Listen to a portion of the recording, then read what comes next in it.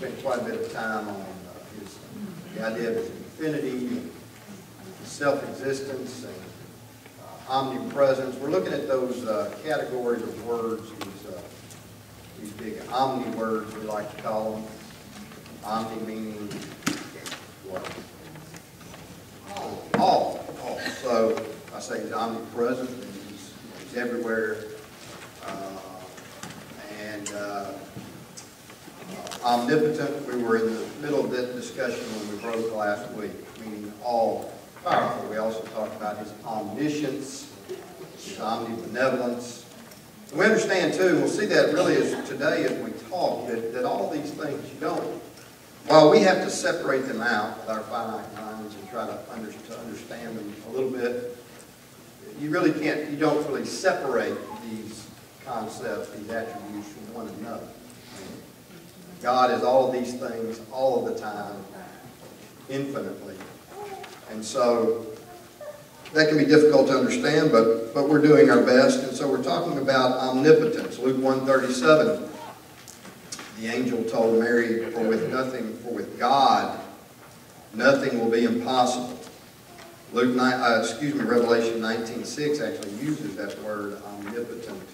The Lord God omnipotent reigns.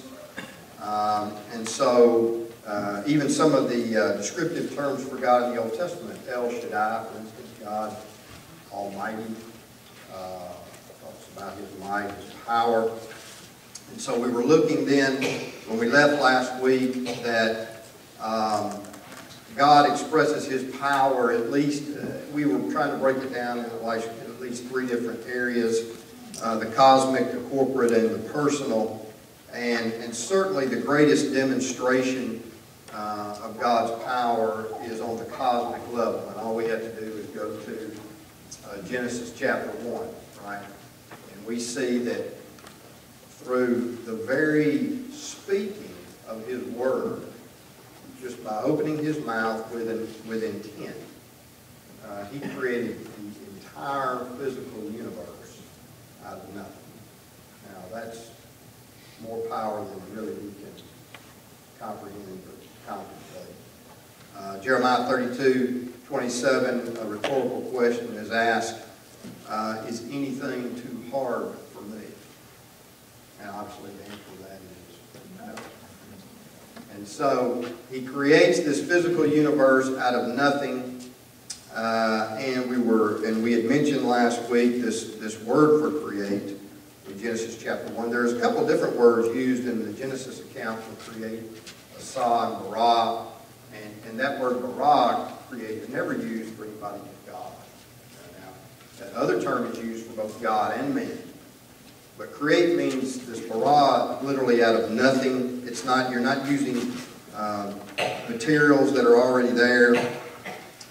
And of course, understanding power can be difficult. You really don't understand. I think we mentioned this last week. It's hard to understand how powerful something is until you experience it. For instance, I suspect that I've talked to people. I was talking to a fellow many years ago who played college baseball, and he said that they scrimmaged. They went out and they scrimmaged the local professional team.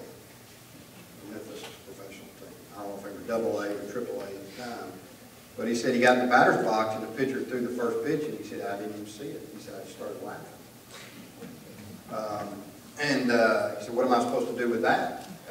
And it'd be kind of like, suppose you went out, suppose you played, you thought you were a pretty good high school football player and you just have to go out one day to an NFL practice. What would it be like to get hit the first time by one of those guys? You don't really understand it. It's like shooting a gun if you've never shot one. You know, the recoil.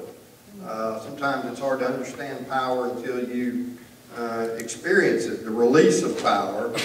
And so we were talking about last week. Now we've got a sun that's supposedly giving off or going through a gazillion nuclear reactions all the time. It's like a bunch of atomic bombs going off every minute. And yet we're told this is a medium-sized sun. It's not a particularly large one. And there's billions of those all over the universe. So how do you measure that kind of power? And I think we mentioned also right as we were leaving last week, that it's not just the release of power, but with men, we have to acquire power. If I have political power, if I have athletic power, if I have some other kind of power, I have to acquire it. With God, nothing's acquired. It's inherent. He already has it, all of it. And also with men, when we release power, it is done so through some exertion on our part. Okay? For instance, talking about that baseball pitcher or the football player, when we experience that kind of power, that person is expending energy. And if he does that long enough, he gets what? He gets tired. But God doesn't get tired. And in fact, He releases that power effortlessly. Right? Doesn't tire Him out. And He can do so endlessly. And so it's something that it's really beyond our full comprehension, like most of these attributes are. And so He spoke this entire universe into existence. Then, that's the cosmic level. Then if we demonstrate His power, or we look at its demonstration on the corporate level, we're talking about with His people. For instance, if I want to talk about the release or the exercise of God's power with His people in the Old Testament, what would be one particular episode I would probably look at? I want to look at the release of God's power, the demonstration of God's power on behalf of His people in the Old Testament. Yeah, I mean, you got to think about Moses and the demonstration of God's power upon the land of Egypt. And we understand, we've talked about this before, but here's Egypt, one of the superpowers of the Near East at that time. And those people believed that, human affairs were largely governed by the gods, or divine affairs. So, if you're talking about, well, whose gods are stronger, which gods were more powerful, if I'm looking at Egypt and I'm looking at the slaves, the Hebrew slaves, well, then the answer's pretty obvious to me. Who's got the more powerful gods, right? You're our slaves, and therefore we're winning. And then Moses comes along, and we have this showdown between God and these little gods of Egypt, which of course are really no gods at all. And there He demonstrates His power. And maybe not necessarily, each plague does not necessarily involve a particular Egyptian god, although some of them probably do, but they certainly involve Yahweh's triumph over every area of reality that the Egyptian gods affected. So, for instance, when He calls darkness over the land, then He was probably targeting the sun gods, right? Egypt was known for its sun gods. The plague of hail probably targeting the sky god Nut, who could not prevent him from destroying their crops. The flies and the frogs perhaps targeting their various fertility gods. But for whatever the purposes were, He took 10 plagues and demonstrated His complete mastery and power over their gods and really showed that they were non-existent. In fact, His victory was so complete that several hundred years later, in the book of 1 Samuel, the Philistines are still what?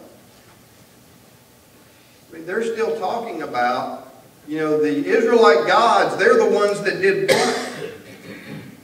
I mean, 40 years later they were talking about it, we know, because remember when the spies went to Jericho, Rahab said what?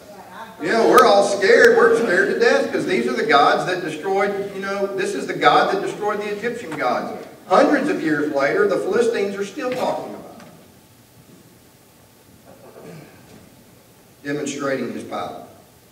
And of course, certainly the third way He demonstrates His power is on a personal level. And you see all kinds of signs and miracles in the Bible that demonstrate the power of God, and generally they accompany what? When you talk about His prophets and apostles and even Jesus, the power is used to, it always accompanies what?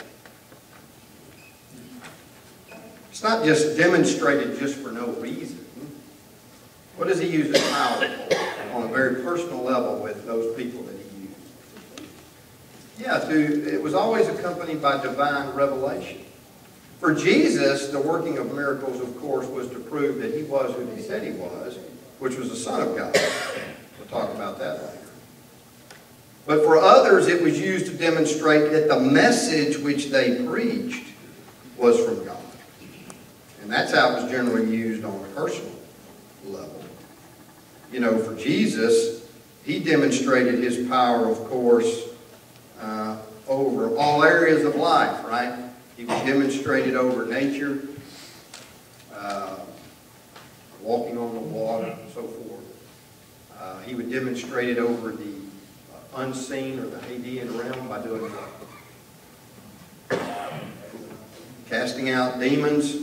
And of course, eventually, Jesus, on more than one occasion, demonstrated his power over our greatest enemy of all, which is what? Death, by raising people from the dead and then himself rising from the dead. And of course, God is all-powerful, but he's not powerful to the absurd. What do I mean by that? When we say God is powerful, we can say he can't do everything, but he can do anything that what? He can do anything that can be done. Now, some things cannot be done. Tell me some things God cannot do. He can't lie. He can't cheat. Right? He doesn't steal. God cannot do those things that do what? Number one, that violate what? It violate his own nature. God doesn't do anything that violates his own nature. Well, there's some things he cannot do. Will not violate his own nature. Cannot violate his own nature. So he can't do that. Can't violate his character. He also can't do that which is absurd or illogical. For instance, God is eternal. He is self-existent. Therefore, he cannot kill himself. So that's a stupid question to ask. Sometimes people like to ask these silly questions. They think they can put you between a rock and a hard place, and they'll say things like, can God create a rock so big that he cannot lift it? Well, he doesn't deal in logical absurdities. Can he make a square circle? Well, again, absurd. A circle is round. A square has 4 equal sides. If it's a circle, it's not a square, and vice versa. Can God make 2 plus 2 equal 5? No. It's a logical absurdity. He doesn't do anything illogical or absurd. So the next time somebody says, can God make a square circle? You ask that person, well, what would that look like? And if they can describe it, God can make it. But if they can't tell you what it looks like, don't worry about it. Well, is he so powerful that he can create another God? No.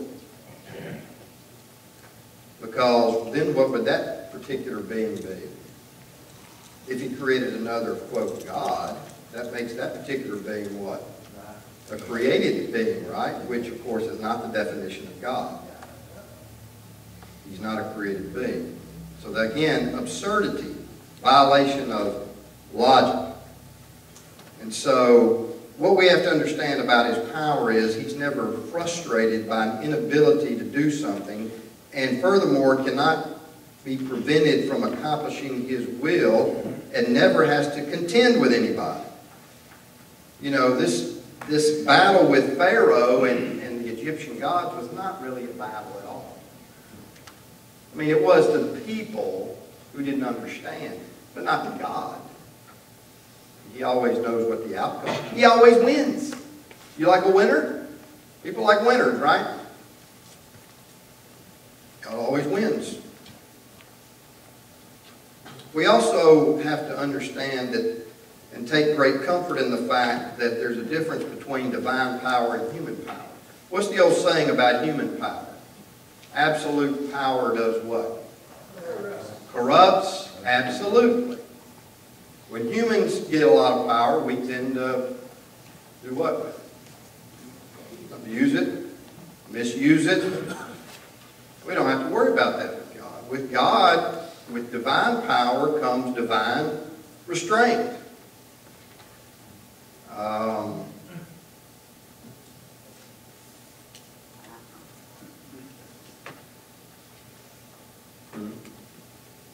I mean, let's think about Christ, for instance. How much divine restraint do you see in the life of Christ? This is God in the flesh. The Creator, our Creator in the flesh, who throughout his 3.5-year ministry was mistreated by other people.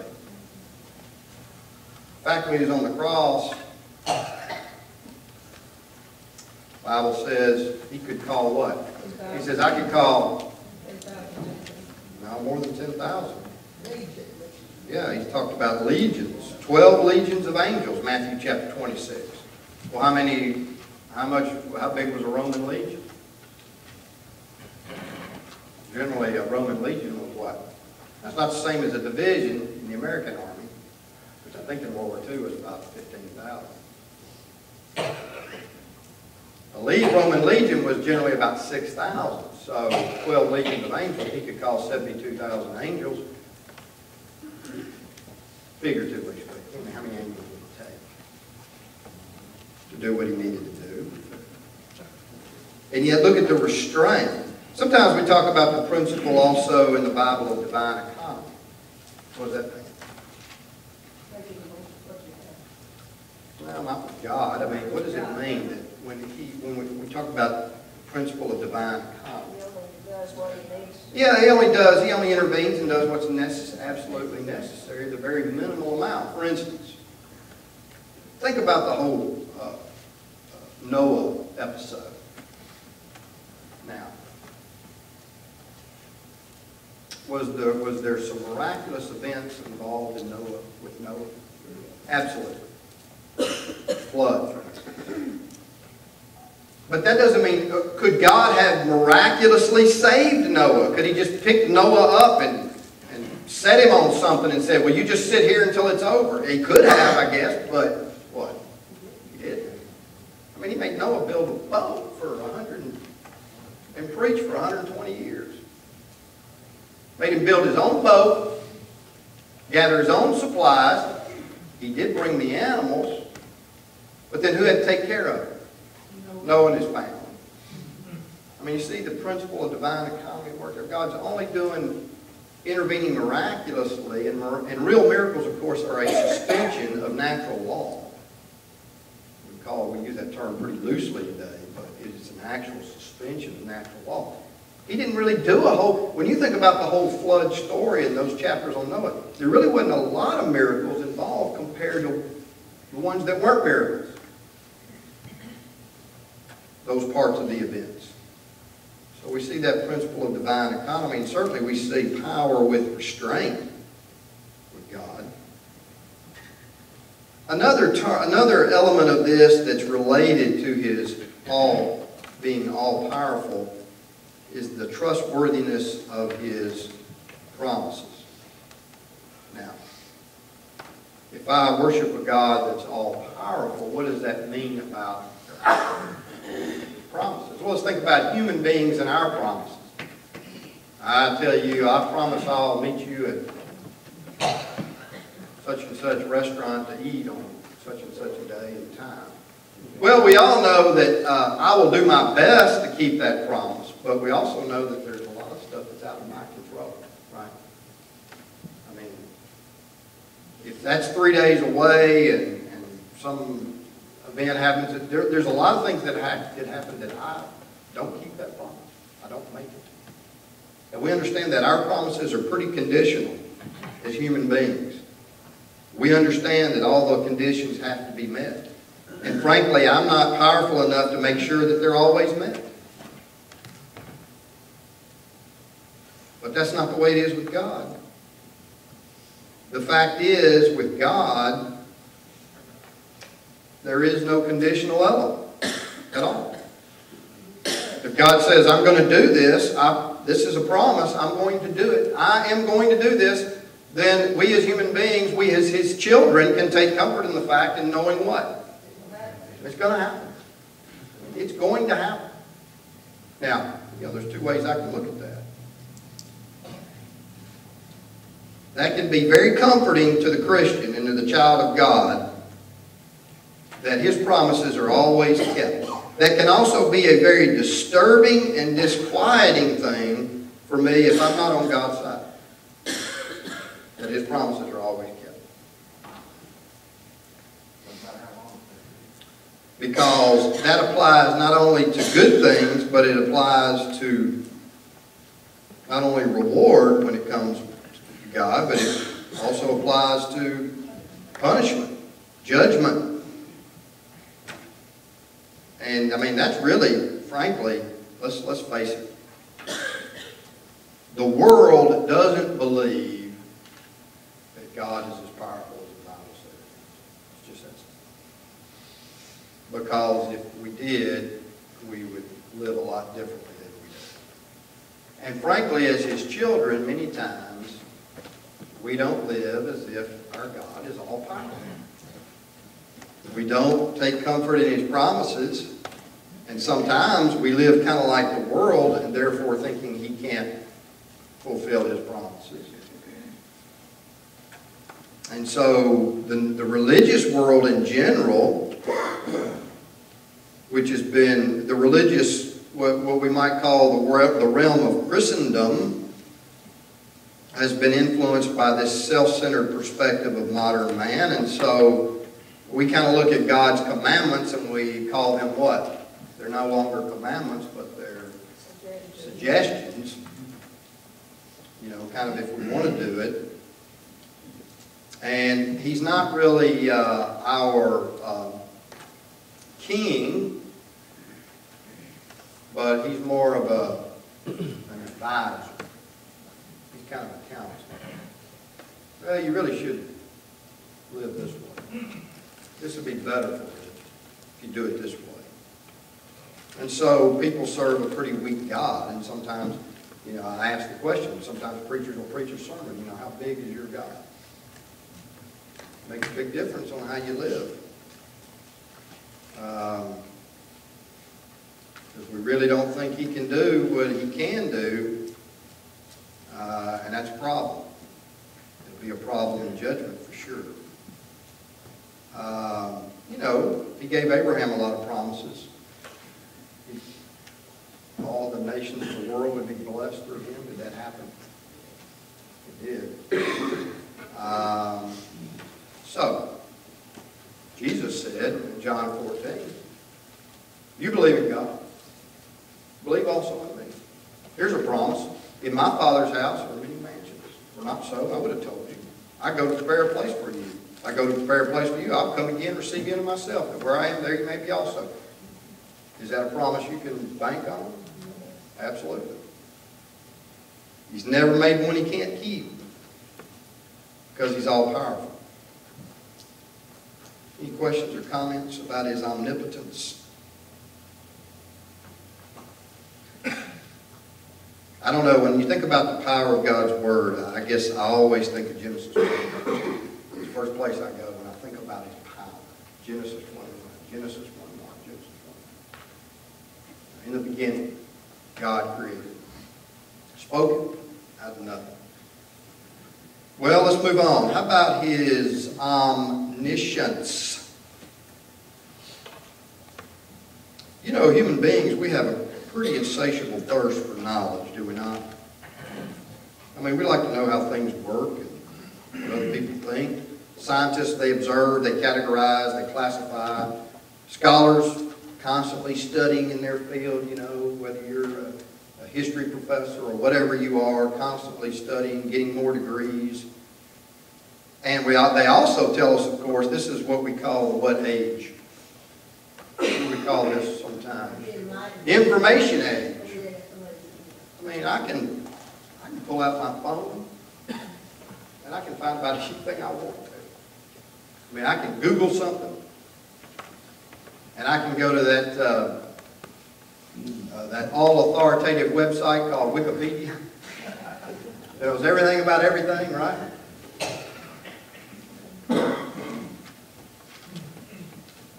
But we have a lot of information at our fingertips, don't we? But what's the old saying that sometimes you hear in the scientific realm, as scientists study things, the more we know, what? Yeah, the more we don't know. The more we find out we don't know. Right? So we know we can't know everything. That's impossible. And we're also fascinated with the ability to see things others cannot. I don't know what your favorite comic book superhero is. If it's Marvel, mine was always, I like to used to read when I was a kid, I would go to the 7-Eleven to get the Captain America comic. That was my favorite. But if it's DC, I always like Superman. Now, it's interesting, both of those characters wear red, white, and blue, so I don't know if that's related or not. But I always liked Superman because he was so powerful. But what could he do? What kind of vision did he have?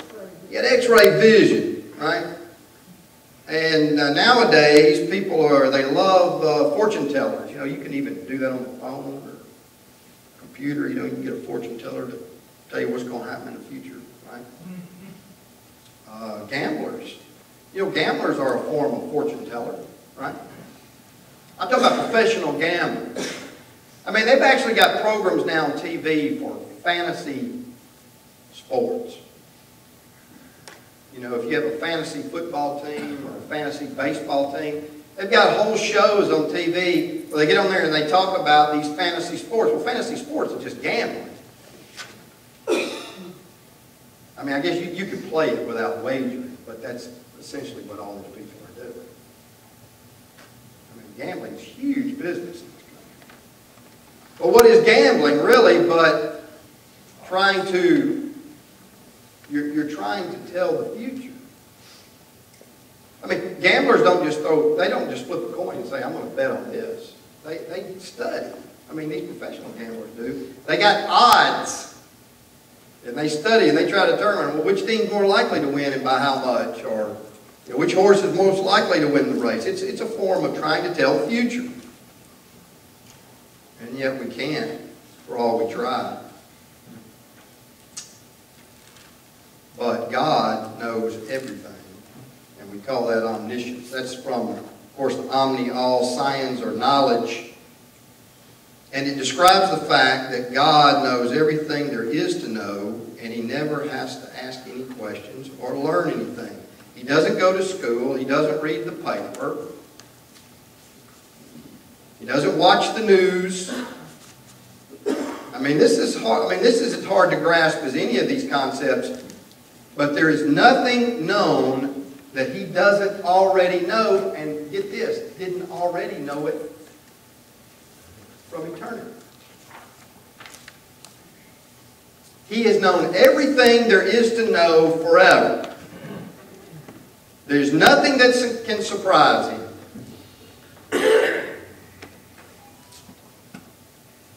So, we're not just talking about facts either. We're not just talking about events. What else are we talking about? Opinions? Thoughts? Every human thought. It's interesting, Jesus said that the Father in heaven knows what? In Matthew.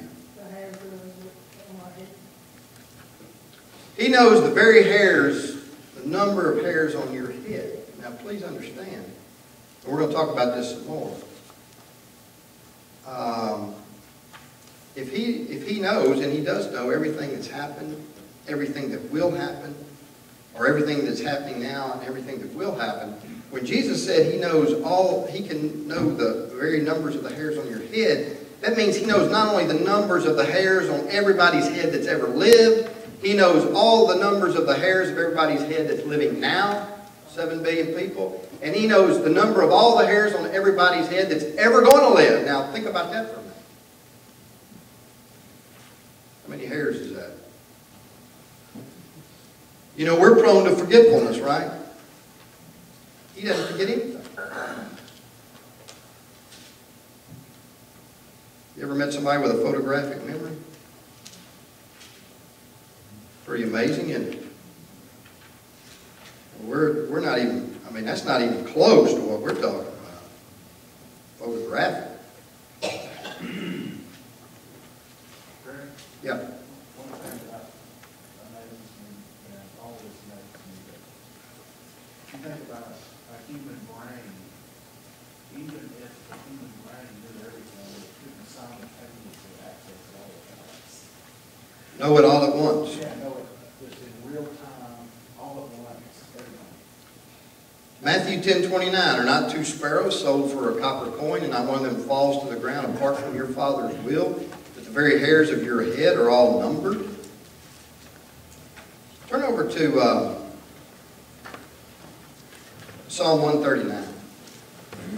We used this passage when we were talking about his omnipresence. And again, it's one of those things where it's all related. If you're going to know everything, if you're a being that knows everything, then you're also a being that's what? Well, you're everywhere all the time. Right? But we talked about this, especially when you get down to verse 7 of Psalm 139. David says, where can I go from your spirit? Where can I flee from your presence? If I ascend into heaven, you're there. If I make my bed in hell or Sheol or Hades, you're there. I mean, you're everywhere. But how does that affect your knowledge? Go back up to verse 1. O Lord, you have searched me and known me. You know my sitting down, my rising up. You know when I sit down, I get up. You understand my thought afar off. You comprehend my path and my lying down, and are acquainted with all my ways. For there is not a word on my tongue, and behold, O Lord, you know it altogether. There's not a word that you speak. Any of us speak. You have hedged me behind and before, and laid your hand upon me. Such knowledge is too wonderful for me. It is high. I cannot attain. You know, we also mentioned Hebrews 4:13. All things are naked and open, laid bare before the eyes of him with whom we have to do. Well, again, that speaks not only of his omnipresence, but his omniscience as well.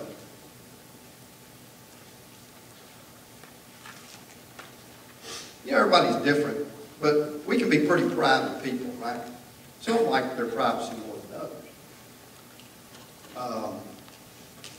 But you got blinds, and you got shades, and you got 6-foot privacy fences around your yard, right? Well, why do you do that? Well, you might do it to keep a dog in. But for the most part, we do it because we like our privacy, right? But it's not just physical privacy. We don't just like our physical privacy, but what else do we like? Yeah, we like our personal or our internal privacy. We don't like people to know us too well because we've all got some warts on the inside that we would rather not let anybody know about too much. And man, we talk about it all the time in this country. You know, that's a big deal. I mean, we got these HIPAA laws, you know, for your medical records. You can't even get your own medical records. It's ridiculous. And I don't know what people are so concerned about their medical history. Why does it matter? I never understand that, but, you know, people, you know, I guess, I don't know, unless you're doing something you shouldn't be doing. Well, so what? They know I got polyps in my colon. What a big deal. Everybody's got problems, but it's a big deal. We all want our privacy. Man, don't intrude on my privacy. Psychologists say we have a 2 to 3 foot bubble of personal space. You ever met someone that we call a close talker? You ever had that happen to you? Close talker. You're talking to somebody and they want to get right up in your face. And what are they doing? They're breaking that bubble, that 2 to 3 foot personal. They're in your personal space, and that's uncomfortable. And I guess they don't have one. They don't have a bubble. The close talker doesn't. I laughed. One time, my wife and I don't know why we were up in office building downtown, One Commerce Square. We were visiting a buddy of mine. He was with a firm at the time that was in that particular building. And there was a fellow in that firm, and he still practices law here, but he's known in the legal community as a close talker. And so, friendly guy, real social, but get right in your face. And so, my buddy and I were standing there waiting on Krista, and she got off the elevator, and here came this fellow. And so we just kind of watched, just to see what would happen. But she didn't know this guy. And he just came up to her, man, and it was funny just to watch her retreat across the room. As he's talking, she's backing up. Because he was invading her personal space. And so it can be very unnerving to know that there is an all-knowing, all-seeing God who knows your every innermost thought and secret. Because we like our privacy. And sometimes that's a very comforting thing, right? I like to know that God is all-powerful and He's all-knowing when it comes to bad things going on in the world, when it comes to injustice. I like to know that God knows what's going on out there and that, He's going to take care of it. The fact of the matter is, there's a lot of crime that happens here on earth that doesn't get punished.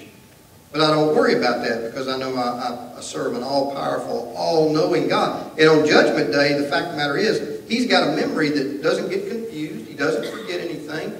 He is the most unimpeachable witness. And so, that's very comforting, the fact that this God knows everything. That can be very uncomfortable, though, for the one who's not right with God. To know that He knows everything about me. So again, just as it is with His power and His omnipresence, now with His omniscience, that can be very comforting to you and me.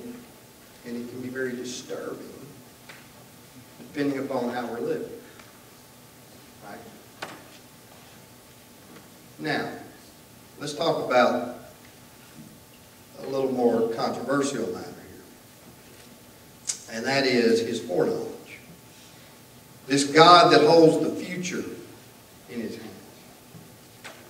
Now remember, when we talked about God, we're talking about an infinite being. And we're talking about a being who exists outside the dimension of time. Time was created when? When was time created? Yeah, same day everything else was. In the physical universe. Time is an element of this physical universe. It's not something that has anything to do with God. So, when I say God sees all of human history in a single glance, it has to be that way. Because He's always in the present is. And so, my belief is He knows past, present, and future. He's got to, otherwise you wouldn't have all of what in here? What do I have in here? Huh? Prophecy. There'd be no such thing as prophecy if He doesn't know the future. Think about all the prophecies that we've talked about. In the Old Testament, Cyrus and the rising of all those kingdoms. Think about Christ. Christ, when He's walking the earth, He knew that Judas was going to do what? He told Peter what kind of death he was going to die. In Matthew 24, He predicted what? That was going to happen 40 years later. Destruction of Jerusalem. There's prophecy right there. And that's just on Jesus' part. So there has to be something involved in this foreknowledge. And that's what we need to talk about. There is a concept in the religious world called open theism that takes the view that God can only know what can be known, and that excludes the future because it hasn't happened yet. Well, I can't agree with that. There's also some problems with God's foreknowledge if you're a Calvinist. We'll talk about that too. But the bottom line is, a God who does not know the future is not a master of his creation. After all, you would have to take the ridiculous position that God created this universe not knowing where it was going and where it would end up, as if it had no purpose. I'll just create something and see what happens. And yet, I can go to Ephesians 3. Let's go to Ephesians 3. And I can go to verse 10. And it says, to the intent that now the manifold wisdom of God might be made known by the church through the principalities and powers in the heavenly places, according to the what? The eternal purpose which he accomplished in Christ Jesus our Lord. Did God know why he was creating the universe and know where it was going when he created it? Absolutely. He knew it from eternity. He knew about the church from eternity. What about 1 Peter 1? What does that say? Let's see. 1 Peter 1:20. He indeed was foreordained, talking about Christ, before the foundation of the world, but was manifest in these last times for you who through him believe in God. Well, again, you know, if God couldn't have known the future, then, I mean, let's think about it. Here's what you would have had. He sends Christ to the earth and says, I need you to live a sinless life for 33 and a half years. And the whole time Christ is on the earth, God's up there in heaven doing what? Biting his fingernails. Wondering if he's going to do it. You know, is he going to be able to make it? Is he going to live a sinlessly perfect life? Well, that's not the picture you get from the Bible. Well, he's not up there wringing his hands, wondering if Christ is going to do it or not. So,